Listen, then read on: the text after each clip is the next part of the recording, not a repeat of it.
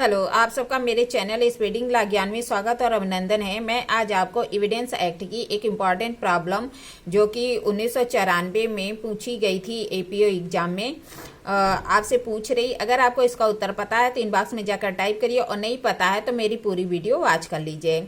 ख का निवास स्थान क भाड़े पर देता है और एक कार्ड देता है जिसमें लिखा है कि कमरे 200 रुपये प्रति माह। क्या क यह मौखिक करार साबित कर सकता है कि उन निबंधनों के अंतर्गत भागता भोजन भी था। उपयुक्त व्यवस्था यदि अटॉर्नी के द्वारा तैयार की गई स्टैंपित करार के रूप में की गई है तो क्या क इस आशय की मौखिक साक्ष्य दे सकता है कि उन निबंधनों में मौखिक तौर पर भोजन देना भी शामिल था।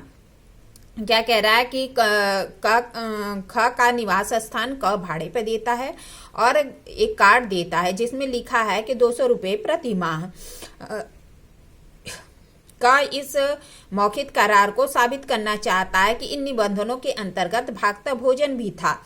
उपयुक्त व्यवस्था यदि अटॉर्नी के द्वारा तैयार की गई स्टैंपित करार के रूप में की गई है तो क्या का इस आशय का मौखिक साक्ष्य दे सकता है कि यह कि उस निबंधन में मौखिक रूप से भोजन देना भी शामिल था। उपयुक्त समस्या साक्ष्य अधिनियम की 92 के दृष्टांत जज पर आधारित है। जो साक्ष्य विधि एविडेंस एक्ट की धारा 92 है उसके दृष्टांत ज पर आधारित है। 92 में मौखिक करार के साक्ष्य का अपवर्जन किया गया है। क्या कह रहा है? 92 में मौखिक करार द्वारा करार के साक्ष्य का अपवर्जन किया गया है। धारा 92 के अनुसार जबकि किसी संविदा अनुदान या संपत्ति के अन्य बयान का या किसी बात का जिसके बारे में क्या कह रहा है, जब कोई संविदा अनुदान या संपत्ति के अन्य बयान का या किसी बात के जिसके बारे में अपेक्षित है कि वह दस्तावेज के रूप में लेखबद्ध कर लिया जाए, यह धारा 91 के अनुसार साबित हो चुकी है। क्या कह रहा है? जब कोई संविदा अनुदान या संपत्ति के अन्य बयान के निबंधन या किसी बात को जिसके बारे में अपेक्षित है कि वह विधि द्वारा दस्तावेज के रूप में लेखबद्ध कर लिया जाए और 91 के अनुसार साबित हो चुकी है, तब ऐसी लिखत के पक्षकार या उनके हित प्रतिनिधियों के बीच किसी मौखिक करार या कथन का कोई साक्ष्य या उसके निबंधनों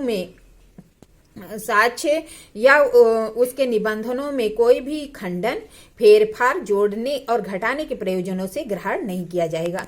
क्या कह रहा है? अगर कोई संविदा है, अनुदान है या संपत्ति के अन्य बयान के निबंधन है या किसी बात को जिसके बारे में अपेक्षित है कि वह दस्तावेज के रूप में लेखबद्ध कर लिया जाए या 91 के अनुसार साबित हो चुका है, तब किसी ऐसे लिखत के पक्षकार या उनके हित प्रतिनिधियों के बीच के किसी मौखिक करार या कथन का कोई भी साक्ष्य उसके निबंधनों के खंडन, फेरफार, जोड़ने और घटाने के प्रयोजनों से ग्रहण नहीं किया जाएगा। प्रस्तुत समस्या में प्रथम भाग है कि ख का निवास स्थान क भाड़े पर देता है और एक कार्ड देता है जिसमें लिखा है कि कमरे 200 रुपये प्रति माह। का यह साबित करना चाहता है कि ख मौखिक करार हुआ था कि इस निबंधनों के अंतर्गत भागता भोजन भी था। धारा 92 यह सिद्धांत पर आधारित है कि लिखत को लिखत द्वारा ही साबित किया जाना चाहिए। प्रस्तुत मामले में भाड़े के बारे में सिर्फ इतना लिखा है कि 200 रुपये प्रति माह, भोजन के बारे में कुछ नहीं लिखा है। धारा 92 के परंतु 2 लागू होगा जिसमें उबंधित है कि किसी विषय के बारे में दस्तावेज मौन है या जो उसके निबंधनों से असंगत नहीं है तो मौखिक करार द्वारा साबित किया जा सकता है। क्या कह रहा है? 92 के अंतर्गत जो परंतु 2 है उसके अंतर्गत कहता है यदि किसी विषय पर दस्तावेज मौन है और उसके निबंधनों से असंगत नहीं है तो ऐसे उसे मौखिक करार द्वारा साबित किया जा सकता है। चूंकि प्रस्तुत मामले में भोजन के बारे में दस्तावेज मौन है, भोजन का करार कमरे के किराए से असंगत नहीं है क्योंकि घर के साथ भोजन का उपबंध भी हो सकता है। इसके अतिरिक्त सिद्धांत यह है कि लिखत को लिखत द्वारा ही साबित किया जाना चाहिए, किंतु प्रस्तुत मामले में भोजन के बारे में कुछ लिखा ही नहीं है, इसके बारे में दस्तावेज मौन है। अतः मौखिक करार द्वारा साबित किया जा सकेगा कि निबंधनों में भोजन भी था। क्या कह रहा है कि चूंकि इसके बारे में दस्तावेज मौन है कि भोजन के बारे में, तो कह रहा है कि मौखिक साक्ष्य द्वारा साबित किया जा सकेगा कि निबंधनों के अंतर्गत भागता भोजन भी था। प्रस्तुत मामले के दूसरे भाग में उपर्युक्त करार अटॉर्नी द्वारा स्टैंपित करार के रूप में तैयार किया गया और यह साबित करना चाहता है कि इस निबंधनों में मौखिक तौर पर भोजन देना भी शामिल था। क्या कह रहा है, दूसरे भाग में जो करार है वह अटॉर्नी द्वारा स्टैंपित करार द्वारा तैयार किया गया था का यह साबित करना चाहता है कि उन निबंधनों में मौखिक रूप से भोजन देना भी शामिल था। 92 में यह उल्लिखित है कि यदि कोई संविदा संपत्ति के व्ययन अनुदान के निबंधन आदि को लेखबद्ध कर लिया जाए और फिर उसके निबंधनों में फेरफार करने का कोई साक्ष्य नहीं दिया जाएगा।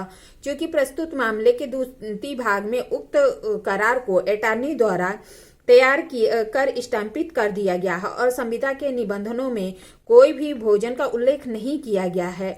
अब यह मौखिक करार द्वारा नहीं साबित किया जा सकता कि किराए में भोजन भी शामिल था।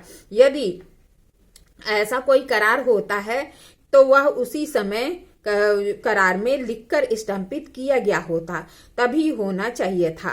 प्रस्तुत मामले के द्वितीय भाग में मौखिक करार साबित नहीं किया जा सकता कि किराए में भोजन भी शामिल किया गया है। क्या कह रहा है कि जहां कहता है कि ख का निवास स्थान क भाड़े पे देता है और एक कार्ड देता है कि 200 रुपये प्रति माह, क्या क मौखिक साक्ष्य देकर यह साबित कर सकता है कि ऐसे निबंधनों में भागता भोजन था?